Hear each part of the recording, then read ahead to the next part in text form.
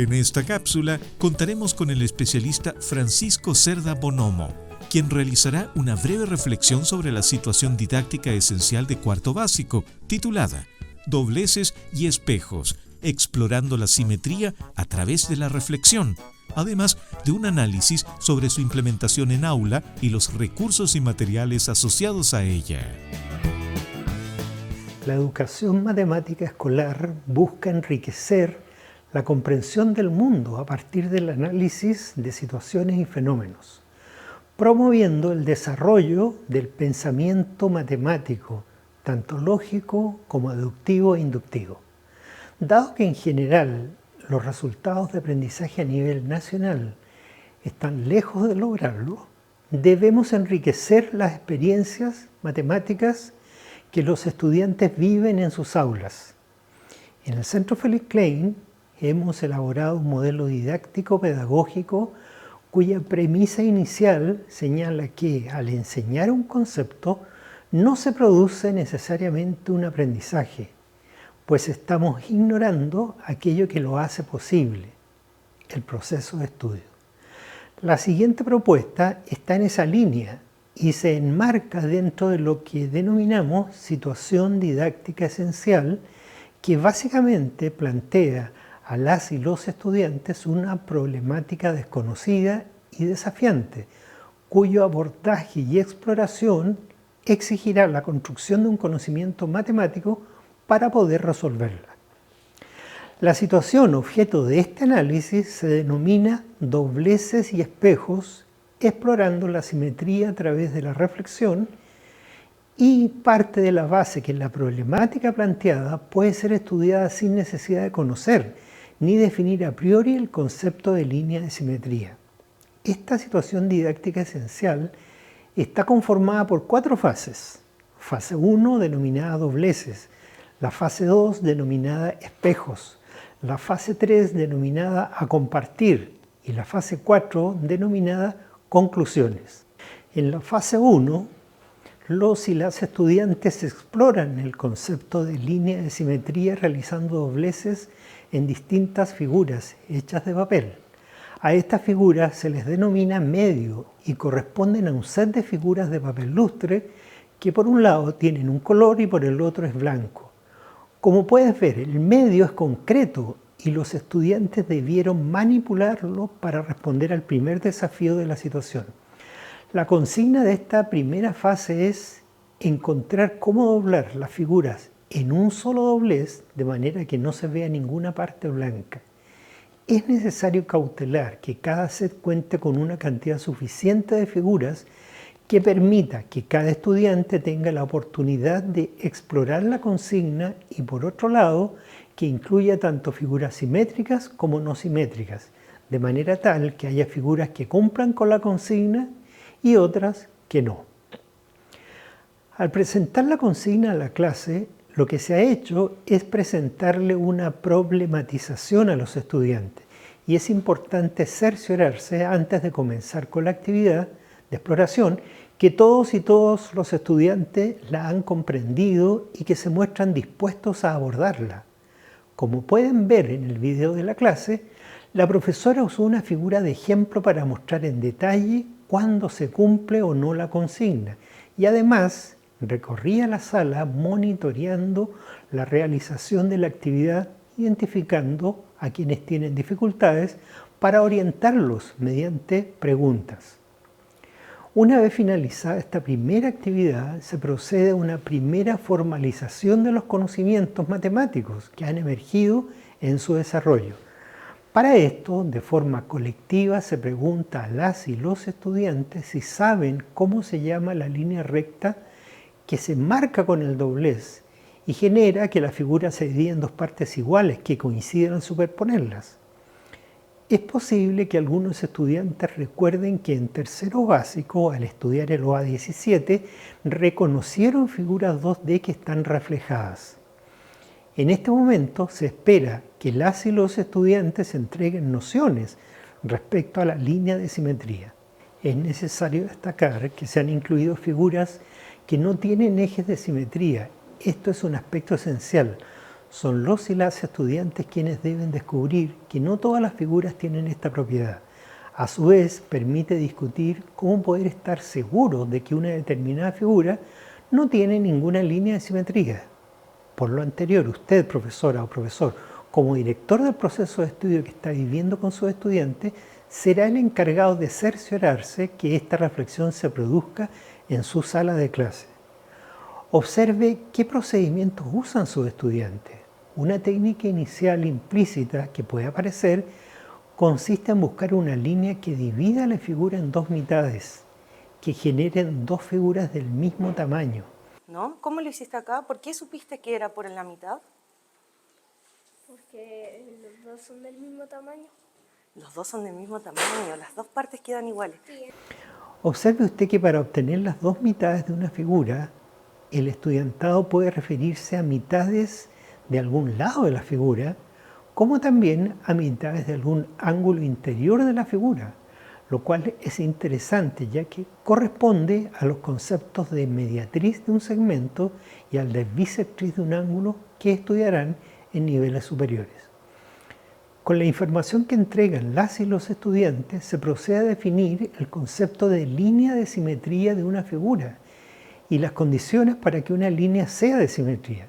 En la fase 2, las y los estudiantes abordan el segundo desafío de la situación didáctica esencial, cuya consigna es dibujar todas las líneas de simetría que tienen las figuras y encontrar la figura que tiene más líneas de simetría.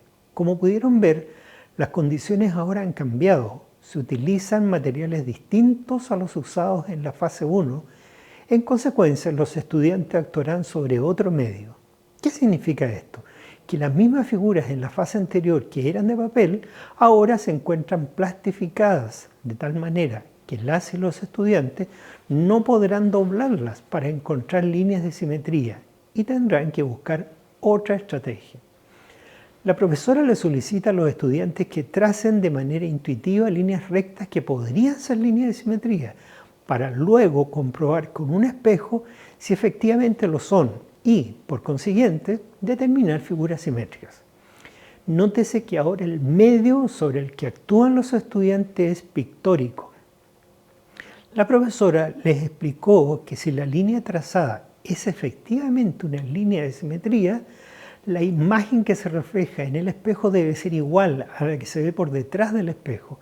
Es decir, la figura que se forma con el reflejo del espejo es la misma que la figura original.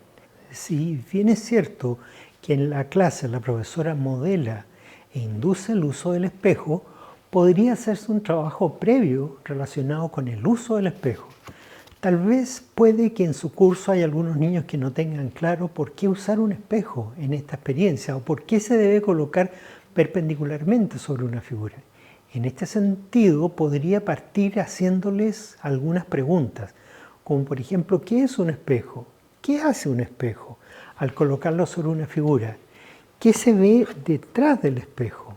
De tal forma que identifiquen que el espejo es un instrumento que refleja lo que está frente a él y que oculta una parte de la figura, lo que queda detrás de él. Habituarlos a su uso y además a comprender cómo el espejo colocado correctamente permite comprobar que la línea trazada es efectivamente una línea de simetría.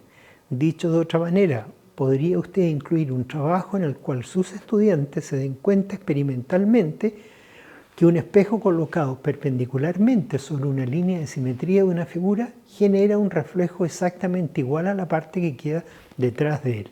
En la clase observada hay un caso en que una estudiante trazó algunas diagonales de un hexágono irregular que no eran líneas de simetría, y aun cuando usaba el espejo para comprobar si era o no línea de simetría, no lograba ver que esto era incorrecto, por lo que la profesora tuvo que recurrir al uso de los dobleces, que fue el primer procedimiento utilizado para que efectivamente ese estudiante se diera cuenta que un doblez en una diagonal del hexágono irregular no es una línea de simetría, aunque si recortáramos una de las figuras resultantes y la rotáramos convenientemente y la superpusiéramos en la otra, coincidirían.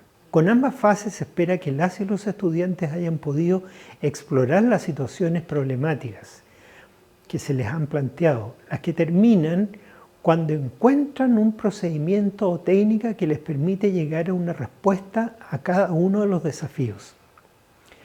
Para que se consolide la técnica encontrada, se debe realizar un trabajo sobre los procedimientos.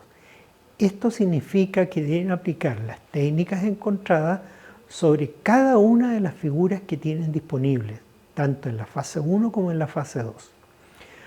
Una vez finalizado el tiempo para esta actividad, se procede a la fase 3, denominada a compartir, en que las y los estudiantes comparten el trabajo realizado en las fases previas, comunicando y explicando los procedimientos abordados para determinar líneas de simetría y figuras simétricas. Lo anterior se lleva a cabo tanto para las figuras de papel como para las figuras plastificadas. En el modelo didáctico-pedagógico del Centro Felix Klein, el docente promueve las discusiones colectivas y la argumentación de las afirmaciones que se emitan. Este aspecto se perfila claramente cuando la profesora le pide a sus estudiantes contrastar lo que cada uno realizó durante las actividades con aquello que se concluye en el plenario. Para esto, él o la docente deben realizar preguntas a sus estudiantes para que sean ellos quienes validen o refuten lo realizado. Elige una y nos cuenta por qué no tiene línea de simetría. Escuchemos a Emilia ya, para ver si ustedes tienen la misma figura. ¿Qué hiciste para decirme que no tiene línea de simetría?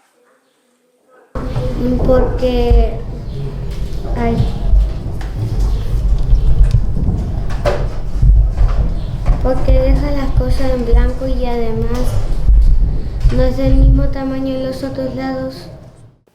Es necesario insistir que los espacios de discusión y argumentación no se dan en forma espontánea en el aula. Es el docente quien tiene que hacer lo posible a través de preguntas y acogiendo de buena manera las respuestas que vayan surgiendo cuando el aprendizaje está en un proceso de ser logrado. Finalmente se concluye con la fase 4 denominada conclusiones, donde se sistematizan los aprendizajes trabajados en la sesión. Es él o la docente quien tiene la responsabilidad de hacer una sistematización de lo trabajado, una revisión de lo visto, un cierre y de su formalización matemática. Es como preguntarse de todo esto que hemos estado trabajando, ¿cuál es la cosecha matemática que queda como producto de esta clase? En forma complementaria se podría construir junto con los estudiantes aquellos criterios de condiciones necesarias que deben cumplir las líneas de simetría. ¿Cuáles son? 1. Si la línea de simetría pasa por un lado de la figura, debe cruzarlo por su mitad. Y 2. Si la línea de simetría pasa por un vértice, debe dividir el ángulo en dos partes iguales. El proceso de estudio puede finalizar con un momento denominado de evaluación que tiene una doble característica. Por una parte, corresponde al saber que se aprendió o en qué grado se logró el propósito de la clase, sino que también valorar lo aprendido, darle un sentido a eso nuevo que se aprendió. ¿Qué es? ¿Para qué sirve? ¿Qué tipo de situaciones nos permite resolver?